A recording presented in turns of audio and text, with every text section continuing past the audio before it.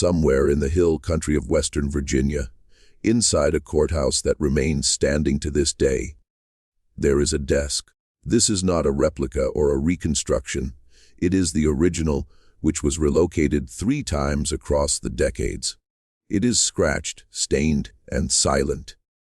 Local historians who have examined it note a faint seam along the inner bottom drawer, a detail that is barely visible unless you know precisely where to apply pressure. For nearly 60 years, no one pressed in the correct spot. For 6 decades, the Callaway family controlled every deed, verdict, and boundary line in Harlan County. They governed the roads used for coal transport, the men who tallied votes, and, as later accounts suggest, the very ground beneath the feet of residents who were unaware they stood on stolen land. It took a deceased man's concealed map, folded twice, wrapped in oilskin, and hidden inside a false bottom constructed by a cabinetmaker, compensated for his silence, to dismantle 60 years of legal fraud. This fraud was so meticulous and patient that the circuit court examiner reportedly wept when he finally grasped what he was examining. That is the story we are about to tell. Before we delve into the tale of Judge Harlan Callaway and the map that toppled his family's empire, it is worth noting that if you have never heard this history before, you are not alone. That is no coincidence. Subscribe to this channel so you never miss a story like this one. Click the notification bell and leave a comment telling us which state or city you are listening from. We are curious to know where our listeners are joining us from across the country. Now, to comprehend what that map signified, what it truly meant, you must first understand what Harlan County, Virginia, looked like in the winter of 1831. The county had been formally established less than 2 decades before this story begins. Carved from older mountain territories as settlers advanced deeper into the Appalachian interior. It was not a wealthy area by the standards of the Virginia Tidewater or the plantation estates to the east. The terrain was steep, heavily forested, and laced with cold creeks that ran brown in autumn and pale as bone in February. The first men to file land claims there were surveyors, veterans of the war with Britain, and small farmers moving west to escape debt, most registered parcels ranging from 50 to 300 acres, subsistence plots with timber stands and creek, bottom fields barely wide enough to justify the term farm. However, beneath that hill country lay coal, not the soft surface variety that could be scraped up with hand tools, but deep, consistent seams of bituminous black. These were the kind of deposits that, by the 1840s and 1850s, would make men extraordinarily wealthy. In 1831, most county residents had little awareness of what lay beneath their land. They knew the black outcroppings along creek banks and burned them in their fireplaces during harsh winters. But the industrial implications, the furnaces, the railroads, the scale of extraction that would come, were beyond the imagination of men plowing ridgeline fields with single-share plows. Elias Callaway, however, understood it. He had arrived in Harlan County in 1819, not as a farmer, but as a land agent, carrying letters of reference from a Richmond law firm and a surveyor's certification that may or may not have been honestly earned. At 31, he was lean and well-spoken, with the careful manner of a man who had practiced his speech in mirrors. He wore good boots, a detail that mattered in a county where most men stitched their own leather. He established a small office in the county seat, Garfield's Crossing, a settlement of perhaps 400 souls with a mill, a tavern, 2 churches, and an unpainted courthouse that leaked during spring rains. He offered assistance to settlers in registering deeds, surveying disputed boundaries, and filing proper paperwork with the county clerk. His rates were reasonable, and his demeanor reassuring. In the early years, his work appeared entirely legitimate. Surviving records from that period show a surveyor filing measurements that matched physical landmarks. A land agent helping families navigate a bureaucratic process most found confusing and slightly intimidating. Several families from that era, when later interviewed by circuit court investigators, remembered Elias Callaway with something approaching warmth. He had been patient, explained things plainly, and brought paperwork to them, rather than requiring travel to the county seat. What those families did not know, what almost no one knew at the time, was that Elias had spent a significant portion of the previous 2 years traveling the hill country with a purpose different from the one he presented. Before opening his Garfield's Crossing office, before presenting his letters of reference, he had walked every major ridge and creek bottom in the area. He recorded outcroppings, measured seam exposures, and kept a private ledger of where the coal lay thickest. In several cases, he paid local men small sums to guide him to areas they described as having particularly heavy stone coal deposits. He paid these men to remain silent about the nature of his interest. By the time he opened his office, he already knew which land was worth owning, not from intuition or general geological knowledge, but from direct, careful observation. This private survey of the county's underground wealth was conducted before he had any official standing there, finished months before the people whose land he would soon manipulate had any idea who he was. This is the foundation upon which everything else was built. The fraud was not opportunistic. It was designed. It was planned before it began by a man who understood what the land would be worth in 20 years, in 40 years, in a future that the people around him could not yet clearly see. And he was patient enough to wait for that future, while slowly, systematically, and quietly taking from them what they did not yet know they had. By 1827, Elias Callaway was the county surveyor. By 1829, he was also, informally but effectively, the principal advisor to the county court. When the sitting judge, an elderly man named Obadiah Fenn, died of a lung ailment in the winter of 1830, the circuit appointments that followed placed Elias's older brother, Harlan Callaway, in the vacated judicial seat. Harlan was a lawyer trained in Richmond, precise, cold, and humorless. He wore his gray hair back in a style that had gone out of fashion in the city 15 years earlier, a look that in Garfield's Crossing made him appear distinguished. He believed, genuinely, and without apparent irony, that his family's growing authority over the county was simply the natural ordering of capable men above lesser ones. Together, the Callaway brothers formed an arrangement that had no formal name and needed none. Elias surveyed the land, Harlan interpreted the law. Between them, they controlled what a parcel of ground was legally said to be and what it was legally said to be worth. The families around them, the Comses, the Sargents, the Cornets, the Sloans, were hard, working people with deep roots and thin margins. Most were illiterate or semi-literate. Many had never seen the official surveys of their own land. When Elias Callaway appeared at a man's door in 1823 or 1824, carrying rolls of paper and speaking in the language of deeds, easements, and boundary adjustments, most farmers did what people do when a confident man in good boots uses words they do not fully understand. They trusted him. They trusted him because he was helpful, because he had been helpful to their neighbors, and because his brother was a judge. The county court was the closest thing to settled authority in the region, and the entire arrangement of society in Garfield's Crossing radiated outward from that courthouse. It was very difficult for a man farming 80 acres and worrying about his children's winter to imagine that the courthouse itself was part of the problem. That trust would take decades to fully betray. And by the time it did, Elias was dead, Harlan was deep in the most comfortable phase of his power, and the county had changed entirely around them.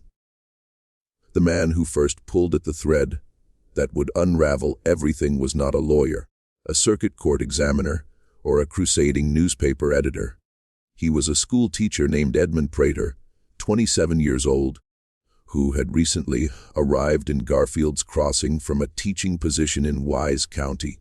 He stumbled into the middle of it because of a dead woman's trunk.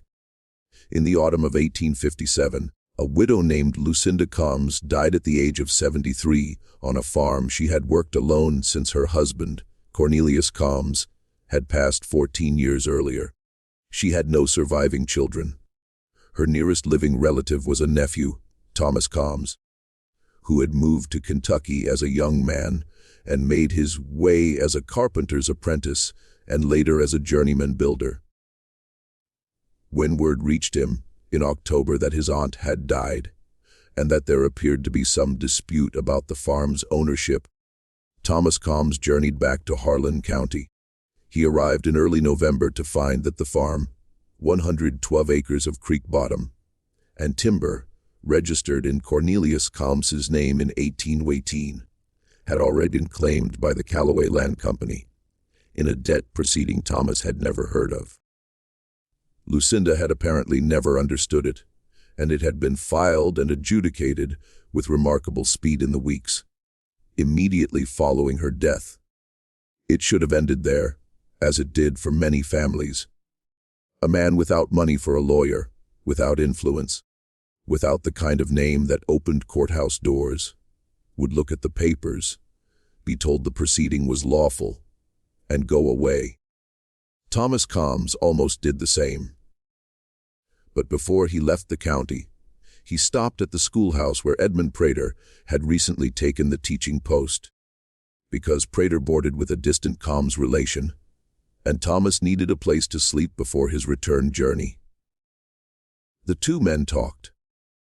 It was the kind of conversation that happens in the cold, in a small room with a fire, between a man who has just lost something and a younger man who is still idealistic enough to be genuinely angry on his behalf.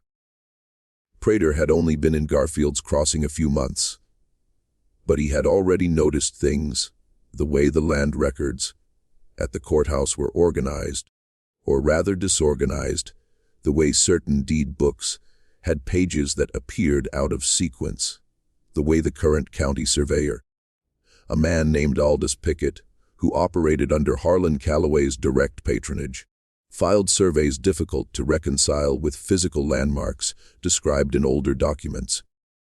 Prater was not a lawyer.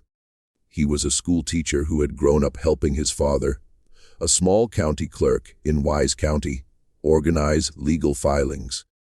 He knew what properly kept land records looked like, and what he had seen in the Harlan County courthouse in his first weeks there had made him uneasy in a way he could not yet articulate. Thomas Combs showed him the debt proceeding papers. Prater read them twice. Then he asked if Thomas still had his aunt's papers, her original documents, anything her husband might have left. Thomas had one thing, a trunk. He had brought it with him from the farm before the Callaway Company's men arrived to take possession of the property. It was Lucinda's keeping trunk, the kind of flat cedar-lined box that rural families use to store documents, correspondence, and valuables. Inside was the usual accumulation of a long life, a Bible with family names written in the front pages, a small amount of paper currency that had lost most of its value, letters, and folded at the very bottom under a piece of cotton batting, a hand-drawn map. The map was old, drawn on heavy paper that had yellowed to the color of old cream. It showed a section of creek bottom and ridge land in what was clearly Harlan County terrain, though none of the official names were used. The boundary markers were trees, rock outcroppings, and a particular bend in the creek that Prater would later find described identically in the 1818 deed registration. In the corners of the map, there were measurements, hand, calculated distances and bearing angles, the kind of notation a surveyor would make in the field. In the lower right corner, in a clear, careful hand, were 2 lines of text, surveyed and confirmed. October 14, 1818, Cornelius Combs, grantee, and E. Callaway, county surveyor. Prater stared at that for a long time.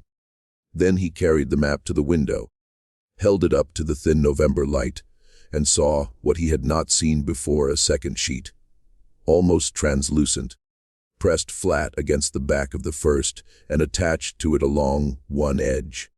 This second sheet was covered in notations in the same hand, measurements, calculations, and along one margin, a column of numbers followed by initials.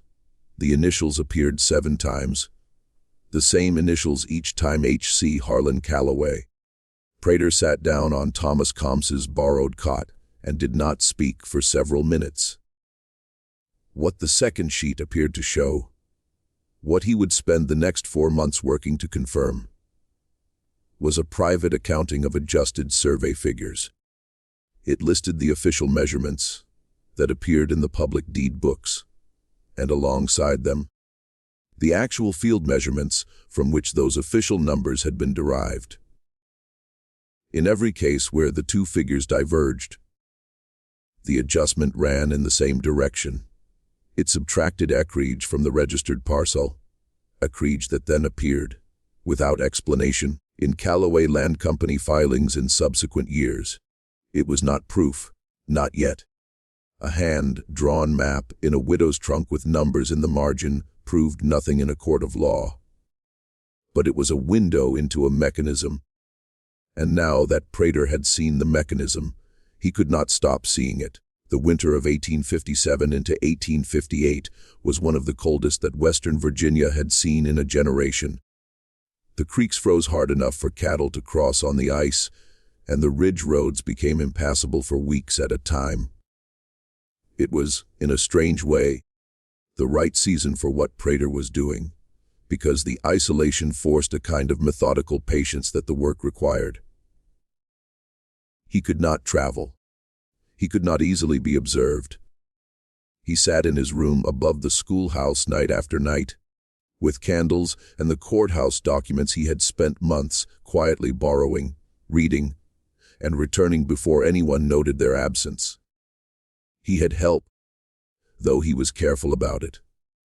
The circuit court in Garfield's Crossing employed a filing clerk named James Arden, a slight man in his 40s who had worked in the courthouse for nearly 20 years. Over those 2 decades, Arden had developed a comprehensive and repressed horror at what he saw moving through the land record books. He had said nothing for 20 years because he had a wife and 3 children, and because Harlan Callaway was still, in the winter of 1857, a sitting judge. But Arden was the kind of man who kept things, not by design. He was not calculating, but by nature. He remembered which filings had come in together, when entries that appeared sequential in the deed books had actually been filed weeks or months apart, and the surveyors who had come to the courthouse with papers that even to his non-legal eye looked wrong. Arden was also a man who had learned over 2 decades of proximity to power. He could not contest a very specific kind of silence. He did not refuse to speak to Prater. He was too careful for outright refusal, which might itself have been noticed. Instead, he spoke in the manner of a man sharing observations about the weather while describing a catastrophe. He would mention a date, a sequence, a physical characteristic of a document without quite explaining what that characteristic implied. Prater, who was quick and had been trained by his father to notice the structure of records, would listen and understand and ask no follow-up question that might force Arden to commit to anything explicit. It was, between them, a kind of elaborate dance, not dishonest, but not quite honest either, conducted in the narrow space between what a frightened man would say and what a careful young man needed to hear. 2 decades of fear had made Arden fluent in implication, And those 2 decades may have been exactly what the situation required. A bolder man would have pushed further, forced confrontations that would have attracted attention.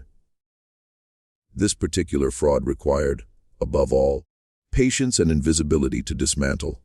He remembered, specifically, a cabinetmaker. His name was Josiah Trent, and he had come through Garfield's Crossing in the spring of 1836, hired by Elias Callaway to do some work on the courthouse furniture. The commission had struck Arden as unusual at the time because the courthouse furniture was county property, and the county should have arranged that work, not the Callaways. Trent had spent 3 days in the courthouse, working mostly in Judge Harlan Callaway's private office. When he left, the desk looked exactly as it had before, as far as Arden could tell. Whatever Trent had done was not visible. He had been a quiet man, Arden remembered, not unfriendly. He had eaten his noon meal in the records room, exchanged pleasantries about the weather and the state of the roads, but contained the kind of quiet that comes from knowing something and deciding not to share it. He had not asked any questions about the courthouse, the Callaways, or the work he was doing. He had come, done the work, taken his payment, and gone.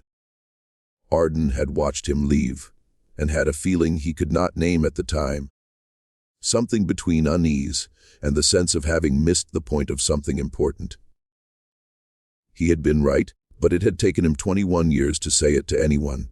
Trent had died in 1849, but his grandson still lived in the county. A young man named Willis Trent, who worked at the mill. Arden told Prater about the cabinetmaker in February of 1858, on a day when the road outside the courthouse was frozen solid and the 2 men were the only people in the building. He said it quietly, as if someone might hear through the walls. He said he did not know if it meant anything, he just remembered it. Prater visited Willis Trent at the mill the following week. Willis was cautious at first. There was no reason to trust a school teacher he had barely met, and the Callaway name still carried enough weight in the county to make careful men careful. He said his grandfather had been a good craftsman who kept to himself and never caused trouble. He said he did not know much about his grandfather's work. He said this in the way that people say things they have decided to say, rather than the way people say things that happen to be true. On Prater's second visit, he brought the map from Lucinda Combs's trunk. He did not explain it at length. He set it on the workbench beside Willis and watched the young man look at it. Willis was quiet for a long time, then traced one edge of the map with his finger, not touching it, just tracing the air above it, and said something had been bothering him since he was a boy. He said his grandfather had described the courthouse job to him, once late in life, in the way old men sometimes describe things they have felt guilty about without ever confessing. He said his grandfather had built something into the desk, a false bottom, in the lower right drawer, with a spring release mechanism. A man had paid him to do it, and had told him specifically to tell no one, giving him more money than the work was worth, by a significant amount, which his grandfather had recognized as the price of his silence, rather than the price of his craft. His grandfather had told Willis because he was dying and because, he said, a man should not take certain things to his grave without telling someone. Prater asked what his grandfather thought the compartment was for. Willis said he did not know. His grandfather had not known. He had guessed it was for valuables, money, letters, something a man wanted hidden from his household. He had not guessed, or had not said he guessed, that it might be something the law would want to know about. Either he had not made that connection, or he had made it and had chosen for 20 years to say nothing. By the time he told Willis, it had been 13 years since his grandfather had done the work. Whatever was inside the desk, if anything was inside the desk, had been there for 13 years. That had been in 1849. The desk had sat in the judge's chambers for another 8 years before Edmund Prater walked into Garfield's Crossing with the particular combination of intelligence, stubbornness, and righteous anger that made him the right person to hear what Trent had to say. Prater thanked him and walked back to the schoolhouse through the February cold. That night, he wrote in the small notebook he had started keeping, "There is something inside the desk. The question is whether it is still there after 22 years. The question after that is whether I will ever be in a position to find out." Getting inside the courthouse after hours, without authorization, was not something a county school teacher could do, without serious risk. Prater understood this clearly. He was not a reckless man. He was methodical and aware of his own vulnerability. He had no legal standing, no official relationship with the court. What he had was a trunk full of documents that suggested fraud, a filing clerk who was afraid to be seen in public talking to him, and the name of a dead cabinetmaker. Through February and into the first thaw of March, Prater continued his careful work at the courthouse, visiting only in ordinary daylight hours, requesting only the documents that a citizen had legitimate reason to request: deed book indices, county plat records, public-facing survey logs. He was building what he thought of as the visible architecture of the argument. What could be proven without the map in the desk, if it turned out the map was gone, or had never been there, or had been retrieved by someone in the 22 years since Elias Callaway died? The visible architecture was not nothing. He could demonstrate through the deed records alone that parcels adjacent to Callaway holdings had a pattern of acreage reduction at moments of transfer. Small adjustments. 2 or 3 acres here, 5 there. The kind of thing that looked like rounding error, until you mapped it across 40 years and noticed that the rounding always ran the same direction, always against the smaller landholder, always in favor of the name Callaway, appearing somewhere in the subsequent chain. They weren't random. It was not proof. A defense lawyer would call it coincidence.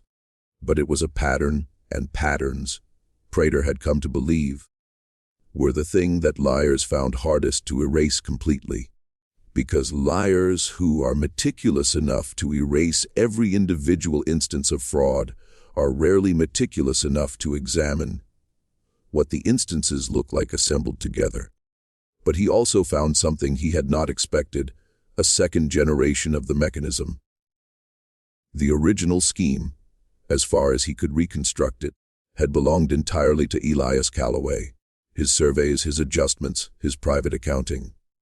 But Elias had died in 1851, and the pattern in the deed books did not stop in 1851. It continued in slightly different form into the mid-1850s. The acreage adjustments became less frequent but larger. The debt proceedings. Manufactured debts assigned to landowners who could not adequately challenge them in a court, where Harlan Callaway sat as judge, became the primary instrument in the later period. The survey fraud had been Elias's method. The judicial fraud was Harlan's continuation of it, adapted to the tools at his disposal once his brother was no longer alive to survey the land himself. This was the thing that made Prater feel something beyond intellectual interest.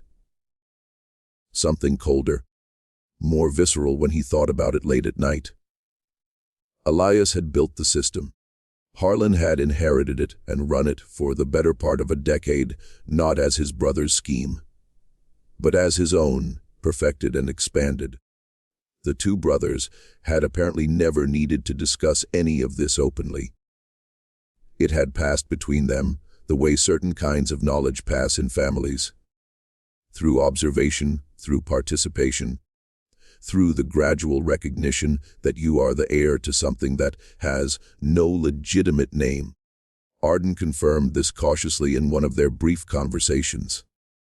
He said that in the years after Elias died, the complaints he sometimes heard from landowners about debts they did not remember incurring, about judgment proceedings that moved faster than anyone expected, had a different texture than the earlier ones. Earlier complaints had been about surveys that did not look right, about boundary lines that had moved between one filing and the next.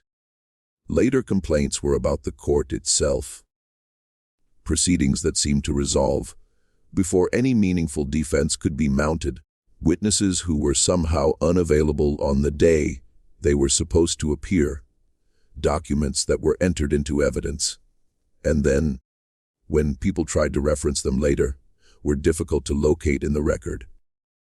Harlan Callaway had been using the bench, not clumsily, not in the way that gets noticed immediately, but in the way that a man who has presided over a court for 25 years knows how to use it.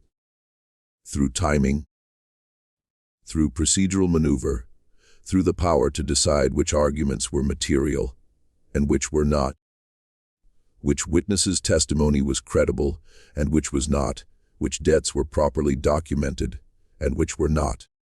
A judge who decides all those things in a county where no one has the resources to appeal to a distant circuit court has enormous power over the direction of money and land. And Harlan Callaway had exercised that power with the same patience and precision that his brother had applied to the survey books. The break came, as it often does, not from cleverness, but from coincidence working in the right direction for once.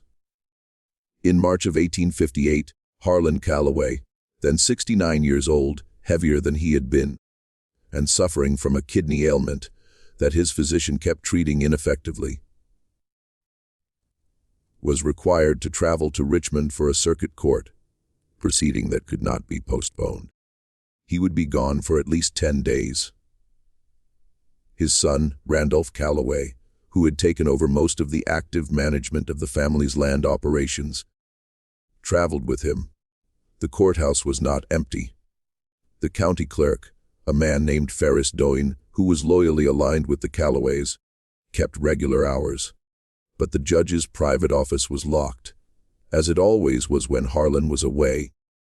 And Doyne had his own work and habits, and was not inclined to spend his evenings in an empty building. Arden had a key, not to the judge's office specifically. That key lived on Harlan's person, or in a locked drawer in Doyne's desk, but to the building itself, and to the records room adjacent to the judge's chambers. The door between the records room and the chambers was interior, older than the lock on the exterior office door, and it had a catch mechanism that Arden had noticed over 20 years of working beside it did not fully seat when the temperature dropped below a certain point. It was still cold in March, cold enough. Arden had not agreed to do this. He and Prater had not had any explicit conversation about entering the chambers. But on the evening of March 11th, 1858, Arden simply did not lock the records room behind him when he left the courthouse at his normal hour. He walked home. He said nothing. He sat up later than usual that night, and his wife later recalled that he seemed to have difficulty breathing normally. Prater entered the courthouse at 1100. He used a lantern with the shutter mostly closed. No more light than he needed to avoid the furniture. The records room door was unlocked. The interior door to the chambers required only the kind of upward pressure that Arden had described to him once, in passing, in a sentence that had not been advice so much as observation. The office was cold and smelled of pipe tobacco and old paper. The desk was large, walnut-topped, the kind of piece that had been expensive when new and had only grown more imposing with age. Prater set his lantern on the floor and opened the lower right drawer. It was full of papers, correspondence, mostly. The ordinary accumulation of a judge's office life. He removed the papers carefully, setting them in order on the floor beside him, and ran his hands along the inside of the drawer. The wood was smooth and well fitted. He pressed along the seam at the bottom, working methodically from left to right. At the far right corner, the wood gave slightly, not a collapse, but a controlled yielding, like a key engaging a mechanism. He pressed again, more firmly, and heard a soft click. The bottom of the drawer lifted along a concealed hinge. Beneath it, in a space no more than 2 inches deep, was a folded document wrapped in oilskin. He took it. He replaced the false bottom. He replaced the papers in exactly the order he had removed them. He left the chambers, left the records room, pulled the interior door to without latching it, walked out of the courthouse, and went directly to his room, where he sat with the lantern turned up fully and unfolded what he had found. It was a map, larger than the one from Lucinda Combs's trunk, nearly the full width of the desk when unfolded, and far more detailed. It showed the entire county, or rather, the county as it had been organized in the late 1810s and 1820s. Every registered land parcel was drawn in with its listed acreage. And over the official parcels, drawn in a different ink, were the corrected measurements, the real boundaries, the true acreage, the actual ground that each parcel covered. The divergences were systematic. In every case where corrected measurements were marked, the original parcel had been reduced in the official record. And in every case where that reduction had occurred, the missing acreage had been absorbed into an adjacent parcel. Always, eventually, a Callaway holding. The map covered more than 40 years of transfers. It was, Prater understood, both a record and a working document. Something kept not out of guilt, but out of necessity. A master reference that allowed the scheme to remain internally consistent, that prevented the false surveys from contradicting each other in ways that might have been visible even to an inattentive eye. It was meticulous, comprehensive, and the work of a man who had understood from the beginning that large frauds require more discipline than honest work, not less.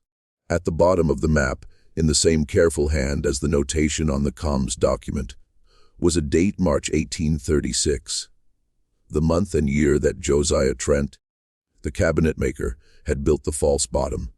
Elias Callaway had hidden his own master map inside his brother's desk 22 years before Prater found it. He had died in 1851 without apparently having retrieved it. What Prater did next was not what a reckless man would have done. He did not go directly to the county clerk. He did not confront Randolph Callaway when the family returned from Richmond. He did not publish anything or tell anyone beyond Arden and Thomas Combs, who was still in the county waiting. He made copies. 2 complete copies of the map drawn by his own hand over 4 nights in March, referenced against the original Combs survey and the deed book records he had been studying for months. He wrote a formal account, 23 pages in his schoolteacher's precise hand, explaining the methodology of the fraud and identifying, as specifically as he could, the parcels affected and the families who had originally owned them. He then wrote a letter to a lawyer in Abingdon, in Washington County, a man named Jervis Sutton, who had a regional reputation for taking difficult cases involving land fraud. The kind of cases that most county lawyers declined because the opponents had money and the plaintiffs did not. Sutton received the letter at the end of March. He wrote back in 2 weeks. Cautious but interested, he said, if the documentation was what Prater described, it was the most systematically organized case of survey fraud he had encountered in 30 years of practice. This was the moment when the situation became dangerous. Prater had assumed that the risk was confined to the period before he found the map. That finding it was the hard part, and that once found, the truth would carry its own momentum. He was wrong. A truth locked in a desk is inert. A truth moving through the hands of lawyers and circuit court examiners.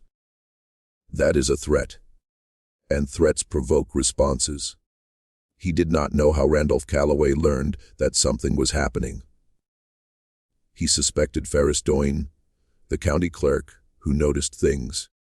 He suspected that Arden, under pressure, had said something he had not meant to say. He never determined the exact mechanism. What he did know was that the Callaway network in the county was not simply a family. It was an ecology. Merchants, mill operators, innkeepers, and tradesmen in Garfield's Crossing and the surrounding settlements depended on Callaway patronage in one form or another. Contracts for county work, favorable terms on loans arranged through Callaway connections, preferential treatment in the small disputes that landowners brought to the county court year after year. These men were not co-conspirators. Most of them had no idea what the Callaway land operation actually consisted of. But they were attentive, in the way that people who depend on powerful families are always attentive to signs that the family's power might be under threat. An out-of-county school teacher spending evenings at the courthouse, requesting old deed books, meeting quietly with a carpenter from Kentucky, and a terrified filing clerk. That was the kind of thing that observant men noticed and mentioned to other observant men, without quite understanding what they were passing along.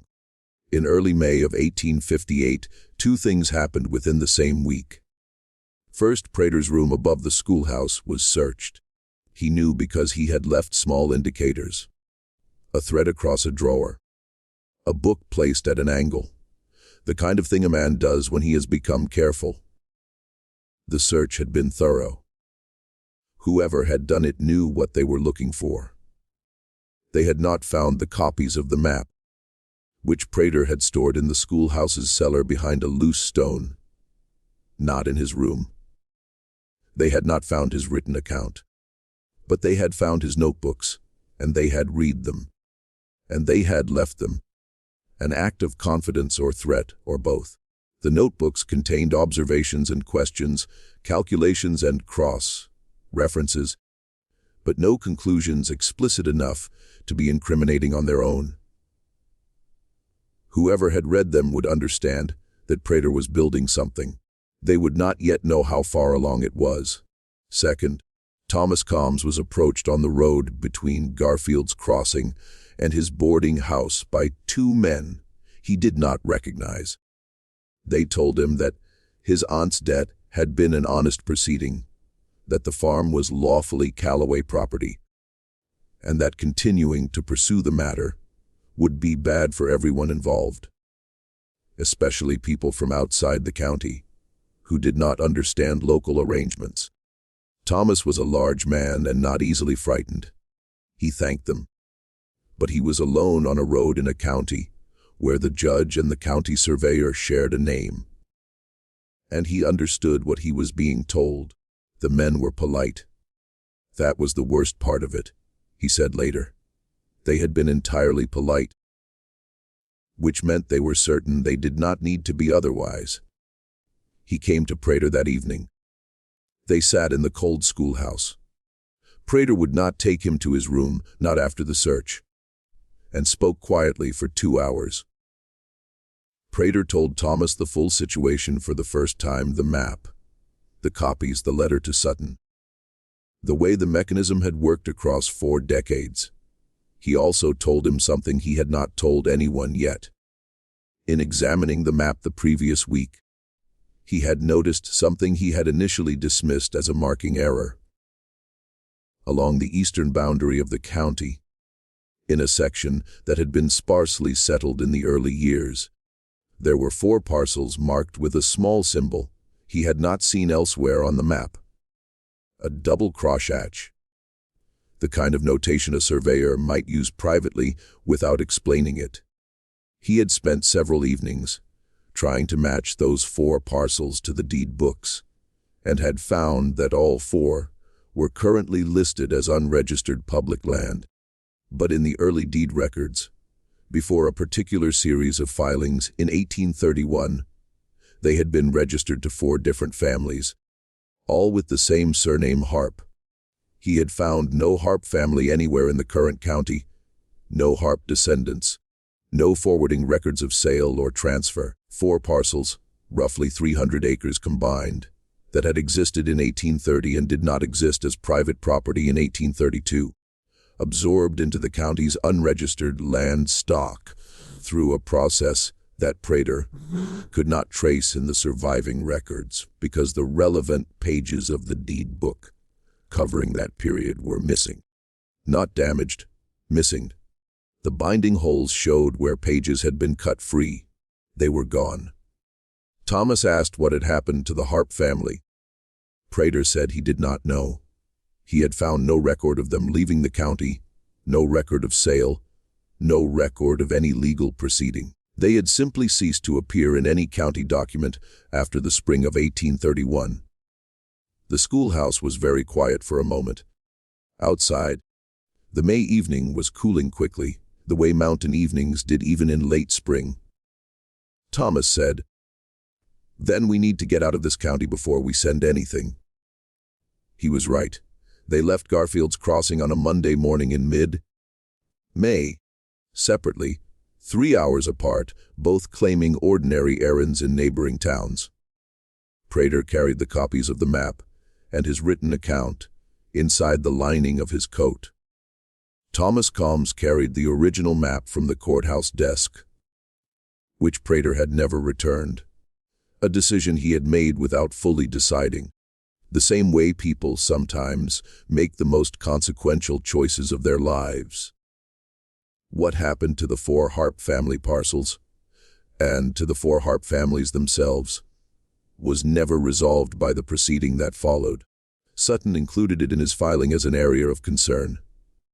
Pemberton, the circuit examiner, noted in his report that the missing deed book pages and the disappearance of the 4 parcels from the record represented a pattern consistent with the broader fraud, but that the absence of surviving documentation made any specific finding impossible.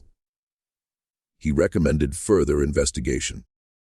No further investigation was formally conducted. Whether the Harps had been bought out, frightened out, or something worse, the record does not say.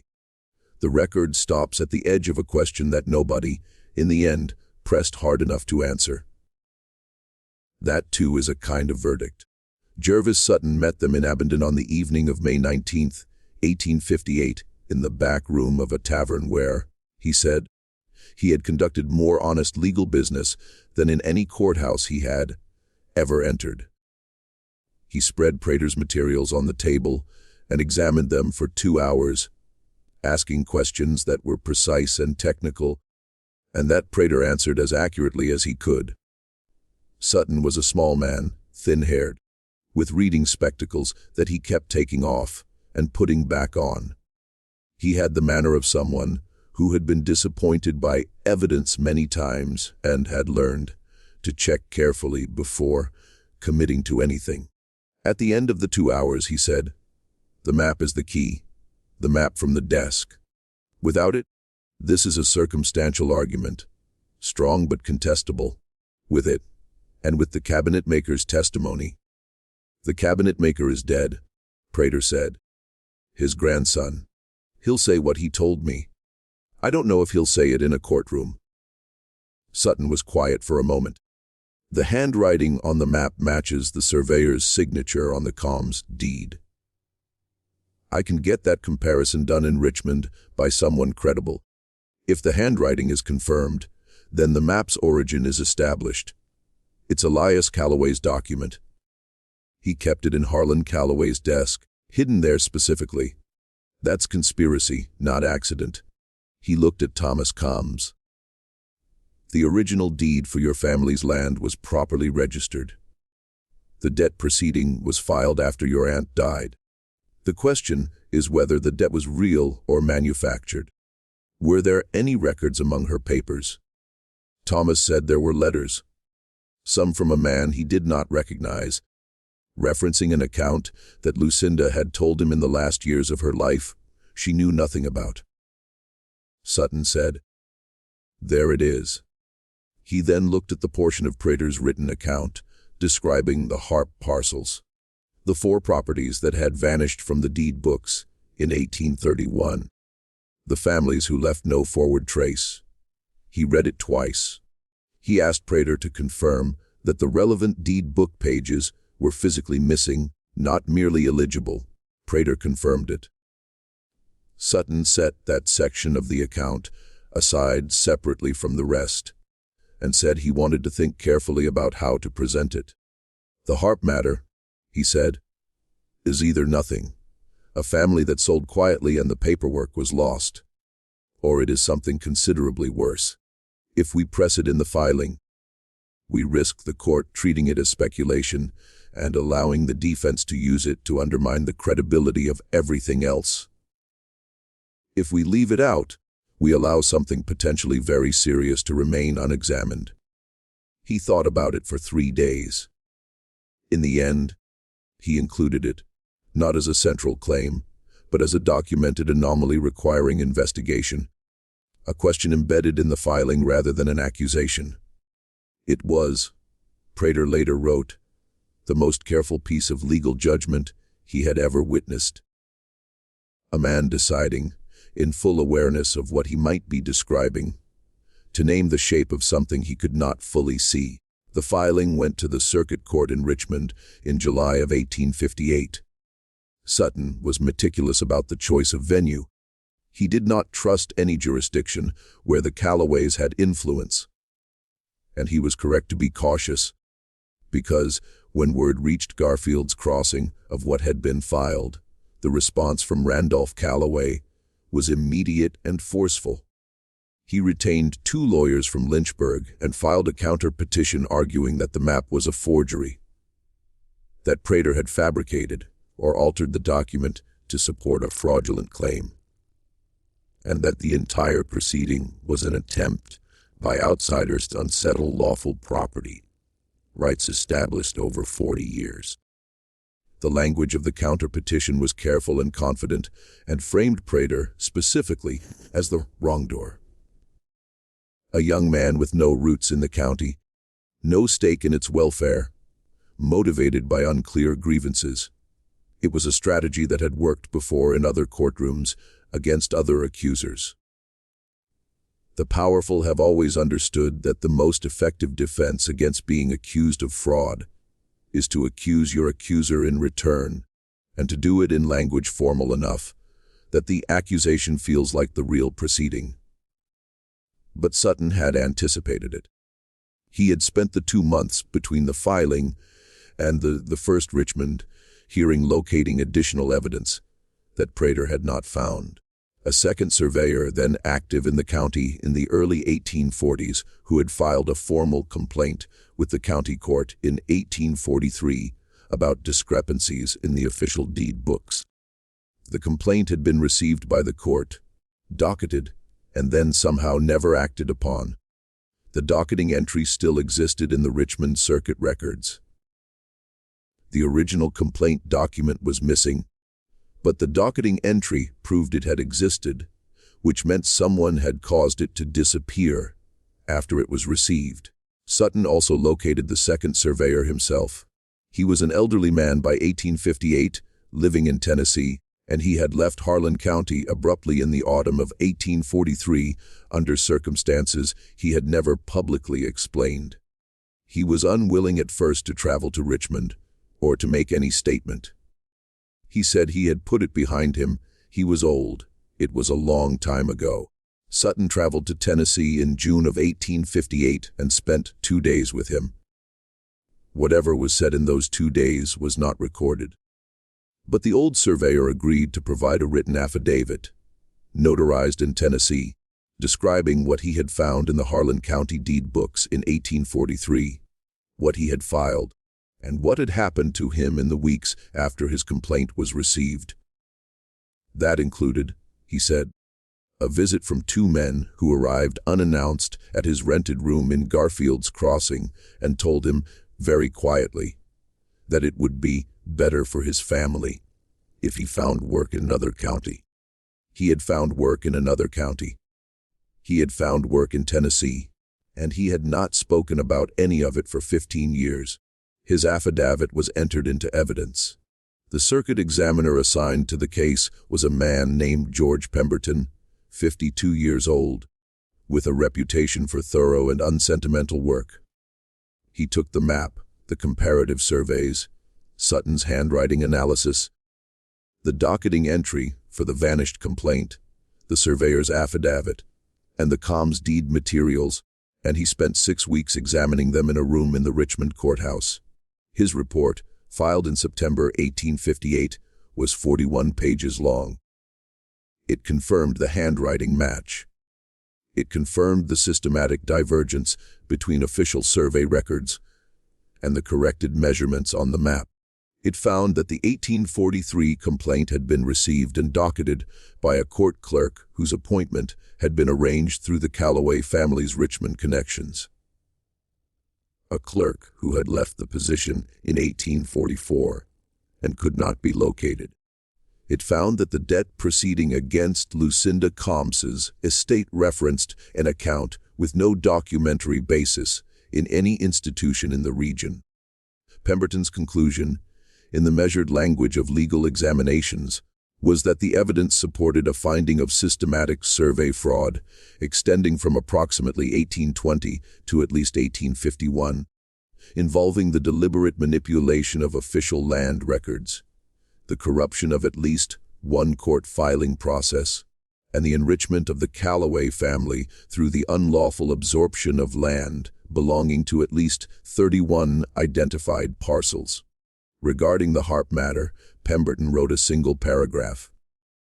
He noted that the missing pages, the absence of any documentary record of the four families after 1831, and the pattern of the surrounding entries were consistent with the broader fraud and warranted formal investigation.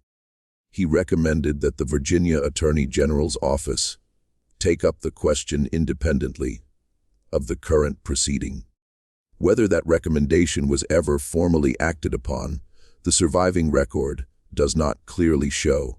When the report was read in open court in Richmond in October of 1858, Harlan Callaway was present.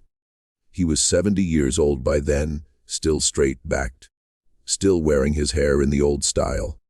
He sat beside his lawyers, and he did not change expression as the examiner's findings were entered into the record.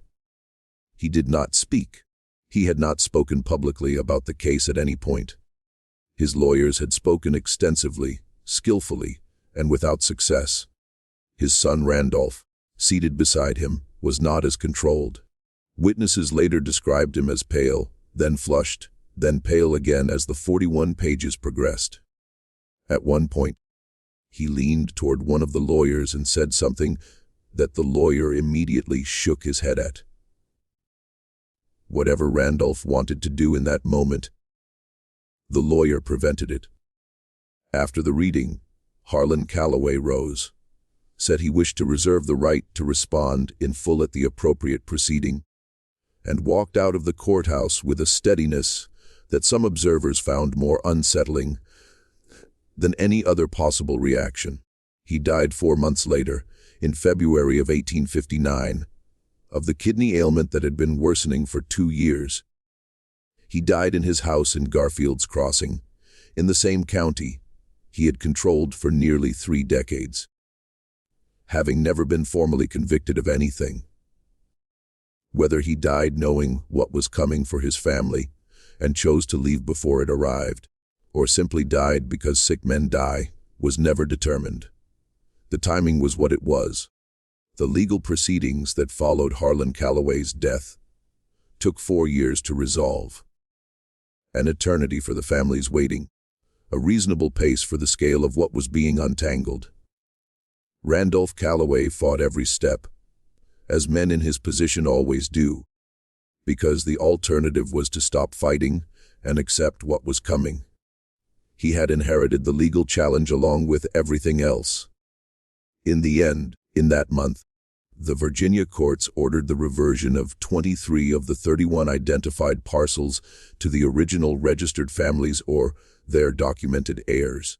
8 parcels could not be fully restored because the chains of subsequent sale were too complex to unwind without creating new injustices. For those, the court ordered monetary compensation from the Callaway estate. Compensation that reduced the family's remaining holdings significantly, though not to nothing. The Callaway Land Company was dissolved by court order in 1862. The family did not disappear. Randolph eventually settled what debts he could, sold most of what remained to outside investors, and lived out the rest of his life in considerably reduced circumstances in a house in Abingdon. His children moved away. By the 1880s, the Callaway name in Harlan County meant nothing in particular to the people who had grown up after the proceedings. Edmund Prater did not return to Garfield's Crossing after leaving in May of 1858. He stayed in Abingdon, working first as a clerk for Jervis Sutton, then studying law under his guidance, eventually being admitted to the Virginia bar in 1864. He practiced in Washington County for the rest of his working life, specializing, as Sutton had before him, in land title disputes. James Arden, the courthouse filing clerk, remained in his position through the entire proceeding. He was questioned extensively. He confirmed what he knew and nothing beyond it. After the Callaway proceedings concluded, he continued to work as the county's filing clerk until his retirement in 1871. He never made a public statement about any of it. He did, however, keep careful and impeccable records for the rest of his career. Records that later historians noted were the most precisely maintained in the county's history. Thomas Combs's farm was among the 23 parcels restored. He returned to the land in 1863 and worked it until coal interests began buying heavily in the region in the late 1870s. He sold then, knowing what the land was worth, knowing finally what it had always been worth. He had not been cheated of that knowledge a second time. Willis Trent, the mill worker and cabinetmaker's grandson, did testify in the Richmond proceeding. He said what his grandfather had told him. He said it clearly and without embellishment. He was cross-examined for most of an afternoon by Randolph Callaway's lawyers, who tried every approach available to them to undermine the account of a dead man told through a living one. Willis held he was not a complicated witness. He had simply repeated what he knew to be true, and the honest repetition of a true thing is not easily broken by lawyers, even skilled ones. The desk remained in the courthouse. The false bottom was demonstrated to the court examiner during an in-person inspection in November of 1858, with Sutton, Pemberton, and representatives of both sides present. The spring mechanism functioned exactly as Willis Trent had described. The examiner noted in his report that the woodwork was of high quality, precise joinery, well concealed, the kind of craftsmanship that in different circumstances would have been a credit to the man who made it. Josiah Trent, Pemberton noted, had clearly been a skilled craftsman. He had been paid to hide something that should never have existed. He had told his grandson. His grandson had told a schoolteacher. The schoolteacher had pressed in the right corner of the drawer. That is the whole chain of it. A fraud that consumed 40 years brought down by a cedar trunk, a window in February, and an old man who could not take a secret to his grave without first telling someone. Just when we thought we had seen it all, the horror in Garfield's Crossing intensifies. If this story is giving you chills, share this video with a friend who loves dark mysteries. Hit that like button to support our content. And do not forget to subscribe to never miss stories like this. Let us discover together what happens next. And there is a question that people who encounter this story often find themselves returning to. Not about the law, not about what was recovered or what was not, but about Elias Callaway himself. The man who built the mechanism in the first place. He had the map made in 1836 at the height of his power, and he hid it inside his brother's desk. He could have destroyed it. There was no reason. From a purely self-protective standpoint, to preserve a complete record of his own fraud. The map was only useful if you needed to keep track of the scheme's internal consistency.